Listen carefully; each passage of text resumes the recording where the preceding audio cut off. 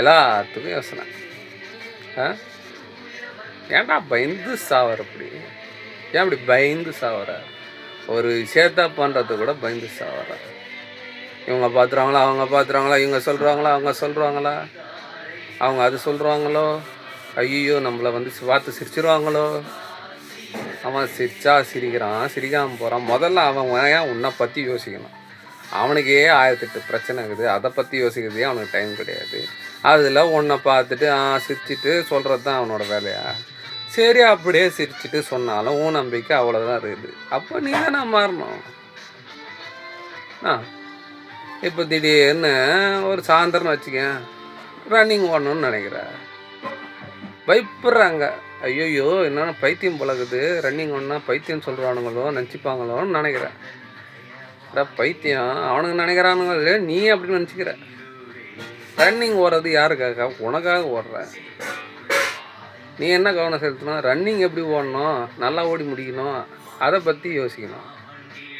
அதை விட்டுட்டு இவன் என்ன நினைப்பான், அவன் என்ன நினைப்பான், ஐயோ அவங்க பார்க்குறாங்க அப்படிலாம் போனோன்னு ஏன் கட்சி வரைக்கும் எதுவுமே பண்ண முடியாது. எல்லாத்தையும் முதல்ல நீ விட வேண்டியது தான் ஷை. அதை விட்டு தூக்கி எறி. அதை விட்டுட்டு என்ன பண்ணணும்னு நினைக்கிறியா? ஃபுல் ஃப்ளெஜ்டாக இறங்கு, ஃபுல்லாக இறங்கு, கிரேஸியாக இரு, பைத்தியக்காரத்தனமாக பண்ணு. அப்போ தான் உனக்கு கான்ஃபிடன்ஸ் வரும். பைத்தியக்காரத்தனமாக பண்ணணும், ஆனால் பைத்தியமாக பண்ணக்கூடாது. அது ஞாபகம் போச்சு. அதெல்லாம் அப்படி தான் வர. இதை ட்ரை பண்ண, அப்புறம் அது வருது. முதல்ல எதுக்குடா ரிசல்ட்டாக பார்த்துனுங்கிற? ஏன் ஒன்று போட்டோன்னு எட்டி பார்த்துனுங்க. யாருன்னா எதனா பண்ணுவாங்களா, கமெண்ட் பண்ணுவாங்களா, லைக் போடுவாங்களா, சப்ஸ்கிரைப் பண்ணுவாங்களா, அது பண்ணுவானுங்களான்னு ஏன் உட்காந்து அழுதுனுக்கிற? அதை விட்டு அடுத்த இதுக்கு போனோம்.